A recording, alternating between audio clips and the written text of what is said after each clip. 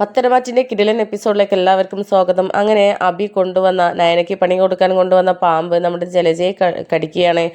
അവർക്ക് തന്നെ മുട്ടം മണി തിരിച്ച് കിട്ടിയിരിക്കുകയാണ്. അങ്ങനെ ജലജ അലറി വിളിച്ച് കരയുന്നുണ്ട്. എന്നെ പാമ്പ് കടിച്ചേ എന്ന് വിളിച്ച് അലറി കരയുകയാണ്. അപ്പോൾ ആ സമയത്ത് ദേവയാനിയും ഒക്കെ ചോദിക്കുന്നുണ്ട്, കുറേ നേരമായല്ലോ പാമ്പ് അത് ഇത് എന്നൊക്കെ പറയുന്നു. നീ ആകെ ഈ ഫംഗ്ഷൻ തുടങ്ങിയ സമയത്ത് തന്നെ പേടിയിലായിരുന്നല്ലോ, നേരത്തെ പൂ വീണ സമയത്ത് പേടിച്ചിരുന്നു, എന്താ ജലജ എന്നൊക്കെ പറയുമ്പോൾ ഇല്ല എന്നെ പാമ്പ് കടിച്ചിട്ടുണ്ട് എന്നൊക്കെ പറയുന്നുണ്ട്. അപ്പോൾ ആ സമയത്ത് മുത്തശ്ശൻ പറയുന്നുണ്ട്, നീ എന്ത് ഭ്രാന്താ പറയുന്ന, പാമ്പോ ഈ വീട്ടിലേക്ക് എങ്ങനെ പാമ്പ് കയറി വരാനാ എന്നൊക്കെ പറയുമ്പോൾ ജലജ കാല് പൊക്കി കാണിച്ചിട്ട് ഇതാ കണ്ടോ എന്നെ പാമ്പ് കടിച്ചിട്ടുണ്ട്, ബ്ലഡ് വരുന്നത് കണ്ടോ, അയ്യോ എനിക്ക് എന്തെങ്കിലും സംഭവിക്കുക എന്നൊക്കെ പറഞ്ഞിട്ട് ജലജ അലറി വിളിച്ച് കരയുകയാണ്. അപ്പോൾ ആ സമയത്ത് ജാനകിയും പറയുന്നുണ്ട്, അതെ കാലിൽ കടിച്ചിട്ടുണ്ട്, നല്ലോണം മുറിവായിട്ടുണ്ടല്ലോ, പെട്ടെന്ന് തന്നെ ഹോസ്പിറ്റലിലേക്ക് കൊണ്ടുപോകണം എന്നൊക്കെ പറഞ്ഞിട്ട് ഹോസ്പിറ്റലിലേക്ക് പറഞ്ഞയക്കുകയാണ്. അജയനും അബിയും കൂടെയാണ് ജലജയെ ഹോസ്പിറ്റലിലേക്ക് കൊണ്ടുപോകുന്നത്.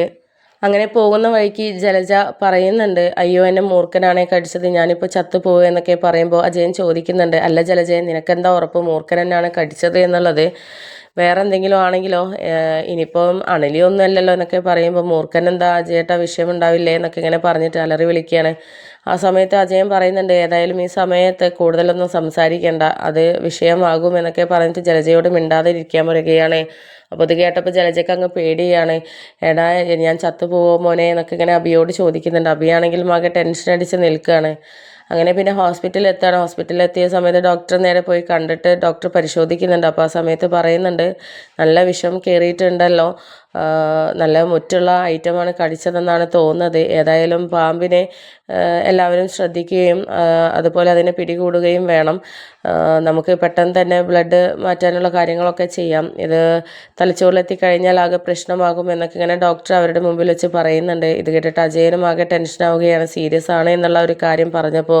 അങ്ങനെ പിന്നെ അനന്തപുരിയിലുള്ള എല്ലാവരെയും വിളിച്ചിട്ട് ജലജയുടെ കാര്യമൊക്കെ പറയുന്നുണ്ട്. അപ്പോൾ ആ സമയത്ത് മുത്തശ്ശൻ പറഞ്ഞിട്ടുണ്ട്, കുറേ പാവങ്ങളൊക്കെ ചെയ്തതല്ലേ, അതിന് ദൈവം കൊടുത്ത ശിക്ഷയായിരിക്കും, അല്ലാതെ ഒരു പാമ്പ് നമ്മളൊന്നും കാണാതെ വന്നിട്ട് അവളെ മാത്രം കൊത്തിയിട്ട് പോവോ എന്നൊക്കെ ഇങ്ങനെ പറയുന്നുണ്ട്. അപ്പോൾ ആ സമയത്ത് നമ്മുടെ നന്ദു അവിടെ ഉണ്ടായിരുന്നു. അങ്ങനെ നന്ദു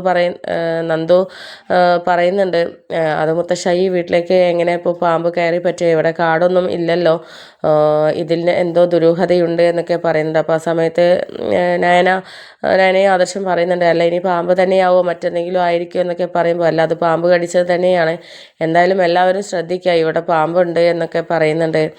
അങ്ങനെ പിന്നെ മുത്തശ്ശൻ പറയുന്നുണ്ട്, എന്തായാലും ആരും അങ്ങോട്ടും ഇങ്ങോട്ടും പോകണ്ട, ഇവിടെ തന്നെ കാണുന്ന സ്ഥലത്ത് നിന്നോ, എന്നിട്ട് നമുക്ക് വളരെ പെട്ടെന്ന് തന്നെ പാമ്പ് പിടുത്തക്കാരനെ വിളിക്കാമെന്നൊക്കെ പറയുന്നുണ്ട്. അങ്ങനെ നന്ദു പിന്നെ പറയുന്നുണ്ട്, എൻ്റെ അറിവിലൊരാളുണ്ട്, നമുക്ക് പെട്ടെന്ന് തന്നെ വിളിക്കാമെന്നൊക്കെ പറയുന്നുണ്ട്. അങ്ങനെ പിന്നെ നന്ദു വിളിക്കുകയൊക്കെ ചെയ്യുന്നുണ്ട്. പിന്നെ മുത്തശ്ശനും ജലജയും ആണെങ്കിൽ പറയുന്നുണ്ട്, ജാനകിയാണെങ്കിൽ പറയുന്നുണ്ട്, എന്തായാലും ജലജയ്ക്ക് തീരെ വയ്യാണ്ടിരിക്കല്ലേ, നമ്മൾ ആരെങ്കിലും അങ്ങോട്ട് പോകട്ടെ, എന്തായാലും ഇത് പേടിക്കേണ്ട കാര്യം തന്നെയാണ്, വേറെ എന്തെങ്കിലും ബുദ്ധിമുട്ട് ഉണ്ടാവാതിരിക്കട്ടെ എന്നൊക്കെ പറഞ്ഞിട്ട് അവർ ഹോസ്പിറ്റലിലേക്ക് പോവുകയാണ്.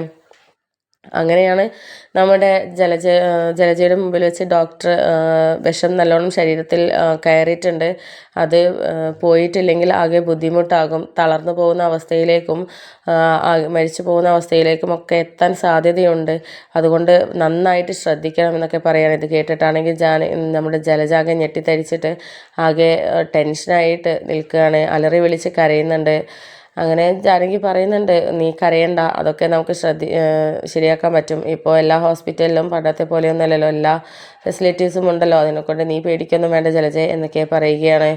അങ്ങനെ പിന്നീട് നമ്മുടെ അജയനും അടുത്തുണ്ടായിരുന്നു. അങ്ങനെ അജയൻ പറയുന്നുണ്ട്, എന്തായാലും ജലജയ നീ ചെയ്തതിന് ദൈവമായിട്ട് തന്ന ശിക്ഷയാണെന്നാണ് തോന്നുന്നത്, അല്ലാതെ ഇത്രയും പേരുള്ളിടത്ത് നിന്ന് നിന്നെ മാത്രം കടിക്കുകയോ, അതും ഒരു പാമ്പ്, നമ്മുടെ വീടിനകത്ത് ഒരു കാടോ ഒന്നുമില്ല, എന്നിട്ടാണ് നിന്നെ വന്ന് കടിച്ചിരിക്കുന്നത്, അപ്പം ദൈവം നിനക്ക് തന്ന ശിക്ഷയാണ്, ഇനിയെങ്കിലും ഒന്ന് നന്നാവാൻ നോക്ക്, അല്ലെങ്കിൽ ഈ ദുഷിച്ച മനസ്സുമായിട്ടാണ് ഇനിയും ഇപ്പോൾ ഇവിടെ നിൽക്കാന്നുണ്ടെങ്കിൽ ദൈവം നിന്നെ മരിപ്പിക്കുകയായിരിക്കും ചെയ്യുക എന്നൊക്കെ ഇങ്ങനെ ഒരു കൂസലില്ലാതെ അജയൻ പറയുന്നുണ്ട്. ഇത് കേട്ടപ്പോൾ തന്നെ നമ്മുടെ ജലജയുടെ കാറ്റ് മുഴുവൻ പോയി കഴിഞ്ഞിട്ടുണ്ട്.